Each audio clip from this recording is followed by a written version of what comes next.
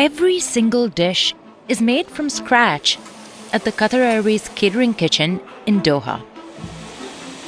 It churns out more than 200,000 fresh meals a day, even for regional short-haul flights. It all needs to be prepared about 48 hours before takeoff. I think perhaps the biggest challenge is just ensuring that there's consistency and that everything runs smoothly. The chefs here believe it's part of the reason the airline has been named #1 in the world for the 8th time since 2011. This kind of cooking used to be the standard in most flights in America too, no matter what cabin you flew on. But today, most US airlines don't run their own kitchens, opting to buy from catering services instead. So why has economy airplane food gone from luxury to a point of ridicule in the US? And why do so few airlines still cook their own meals? No workers are allowed to step foot in the kitchen without walking through this air shower corridor first. To ensure that we have no biological or any physical contaminants go into the kitchen. This is Felipe Hempe's playground. 4,000 people from 38 countries work at the Qatar Aircraft Catering Company, or QACC. It's a part of the Qatar Airways group. The team develops new menus every 3 months. All the produce is fresh, even though they're operating in a food desert. They go through 30 metric tons of fruits and vegetables daily and use custom machines to help prep them for meals. Like this bin that can wash 12,000 peppers a day. And this machine that peels 6 cantaloupes in under a minute. Other produce like dragon fruit, strawberries, white asparagus get a more delicate treatment. They're peeled and carved by hand. It's a big routine, making almost 200,000 meals a day. The team is rotated throughout their time working here. Inside the hot kitchen, the aroma of cumin, garlic, and onions fills the air. Chefs prepare dishes of several different cuisines, from Indian to Arabic and Asian. We base them mostly on the demographics of that flight. For example, for America, we have a lot of traffic from the Indian subcontinent. They use over 300 potatoes every day to make aloo tikki, a popular street food in India. The kitchen goes through 36,000 whole fresh eggs a week. And another 3.5 tons of pasteurized egg whites are turned into 12,000 omelets a day. Even the smallest change can be costly. We need to ensure that we're going to be able to meet the quantities without having to make any substitutions. The moment we have any substitutions, then menu cards will be affected and things like that. There's also a big emphasis on making most food from scratch, even for items that are often bought frozen or pre-made, like sausages and pasta. If you're ordering ravioli from economy class, you're getting freshly made pasta, which not many airlines do that. Bread products are also prepared on site. Bakers churn out 10,000 croissants an hour, as well as handmade focaccias. Pastry chefs design new desserts every quarter, like these chocolate brownies made from scratch. We're giving this an economy, and it's a homemade eggless brownie. Tastes really good with a mousse underneath. While people here handle food all day long, taste testing is only reserved for a select few. For each of our kitchens, we have a centralized tasting area. So I'm here with Chef Harish, who's our executive chef for QACC. Our senior chefs will taste the food, log it down, and give their comments. If something does not pass our criteria, we redo the meals. Pretty good. Yeah? You agree? Qatar Airways has a total of 270 international flights leaving from Doha per day. And on average, the airline serves 350 meals on each flight. This facility also provides meals to other One World Alliance partners that fly out of Doha, and to the 19 lounges at Hamad International Airport. All the food is halal, prepared in accordance with Islamic dietary laws because Qatar is a Muslim country. So, for example, you won't find any pork on the menu. But when it comes to drinks, the airline does serve alcohol once you're up in the clouds. Unlike some Muslim carriers like Saudiya or Kuwait Airways, where it's banned. Once each dish is finalized, it's stacked on a tray and labeled. The reason we put a barcode is to ensure we have traceability for every dish, as well as for the team on the other side to be able to easily find what they need for assembly. It also helps them track any food safety issues down the line. We can trace it all the way back to the person that made it, the day they made it, the time they made it, and we can then further investigate if there's a need.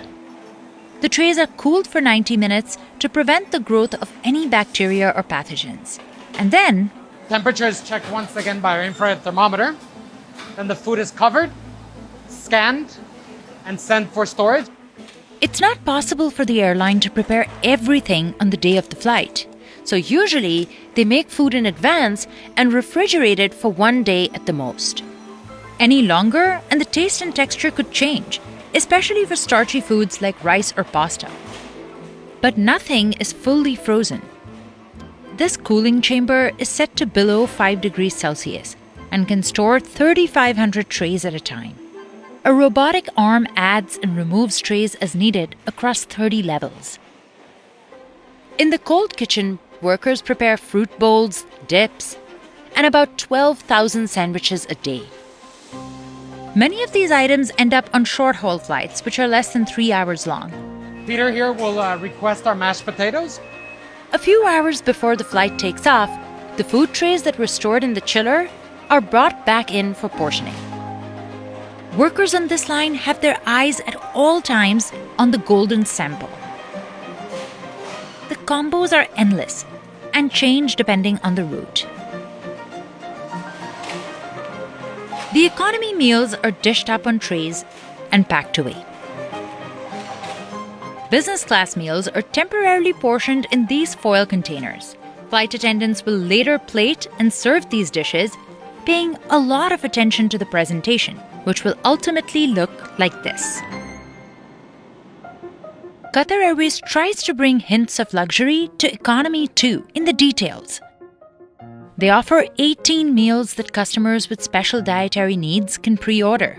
We have sort of our religious meals, we also have our medical meals, and then we have our specific meals like child meals, etc. The culinary team has designed 50 meal choices for economy and first class each, and 150 for business class that are dished out based on a flight's route and duration. Every cabin gets real silverware.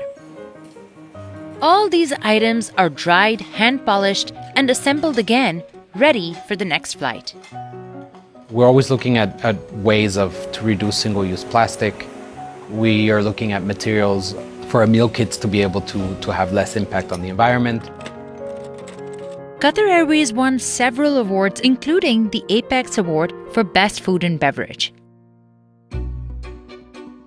But they can't maintain high standards by only sourcing local products, as Qatar is one of the hottest and driest countries in the world, with no lakes or rivers. Growing things here is hard. Currently, we have more imported ingredients than local. However, this is something that we're trying to change. We're working together with a lot of local farms, fisheries to provide some of our products. That includes tomatoes, cucumbers, spinach, and bok choy. The trays are stacked on these carts that are rolled onto trucks that head for the tarmac.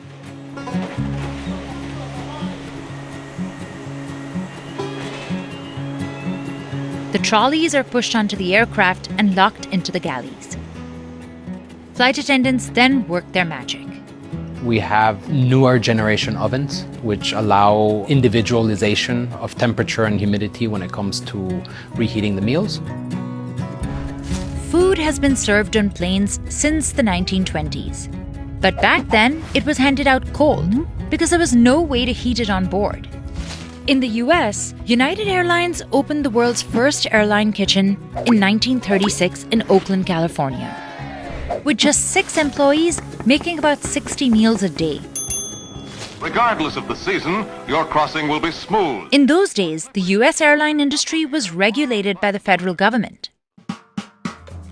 So carriers were legally required to serve every passenger an entree, 2 vegetables, a salad, dessert, and a drink as part of their ticket price.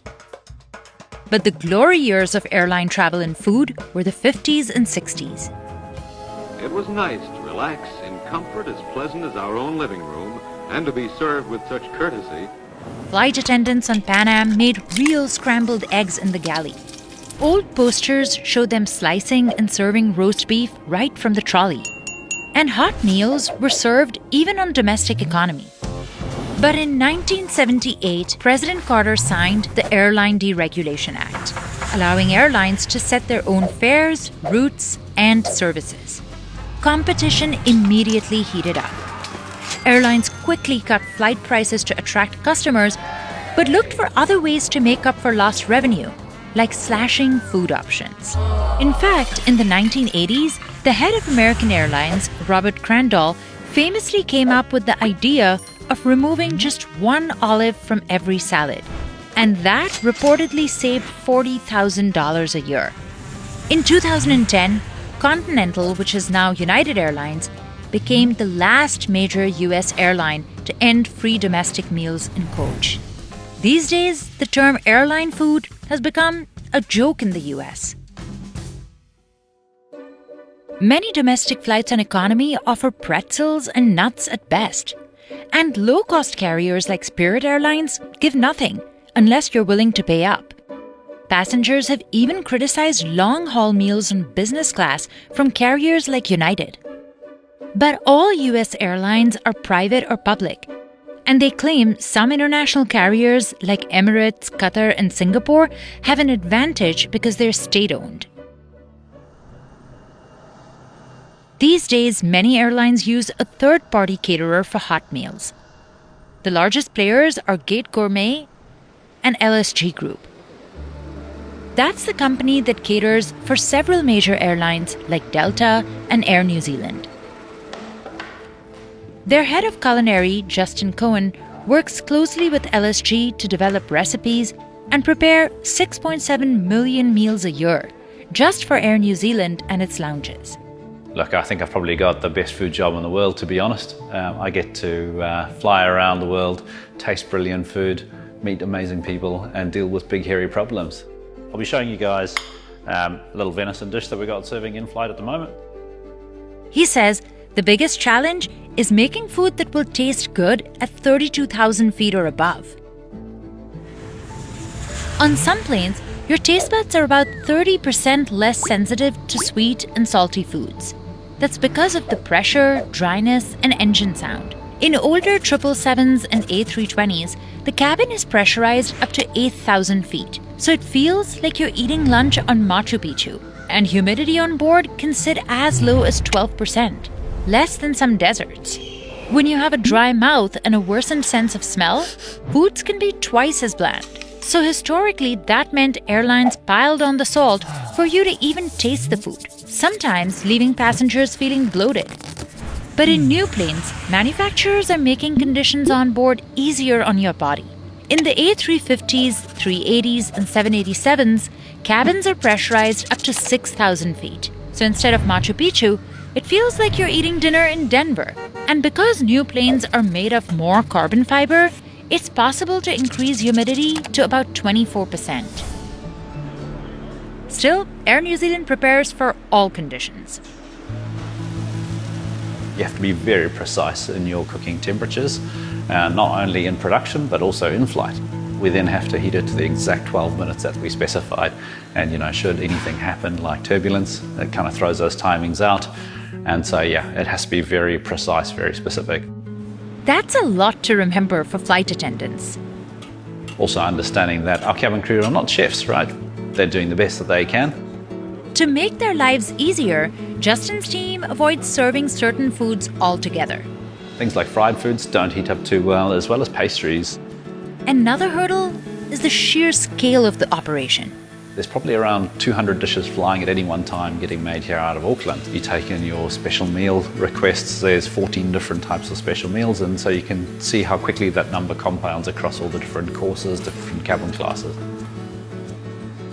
All these challenges feel overwhelming, but Justin isn't easily intimidated.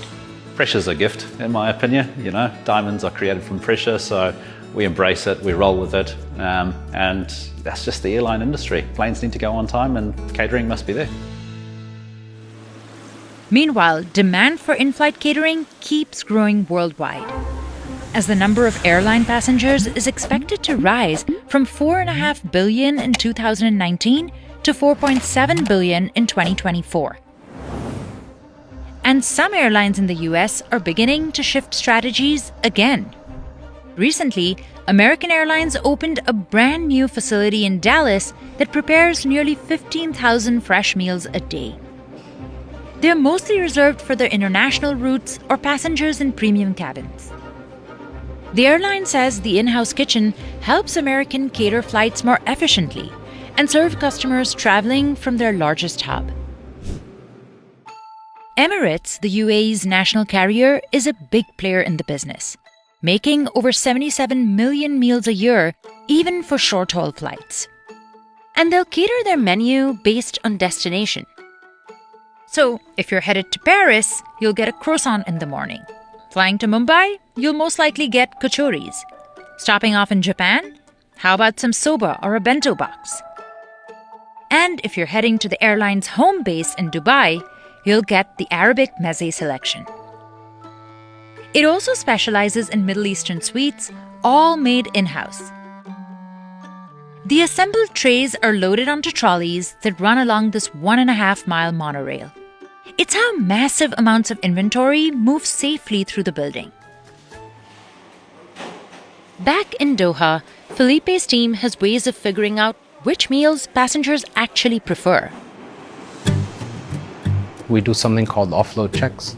3 or 4 times a week, we will personally go and check what's coming from the flights, and then we can sort of see the trends of what people are eating, what they're not eating. The cabin crew also carry a tablet to gather feedback on meals and send those reports directly to catering.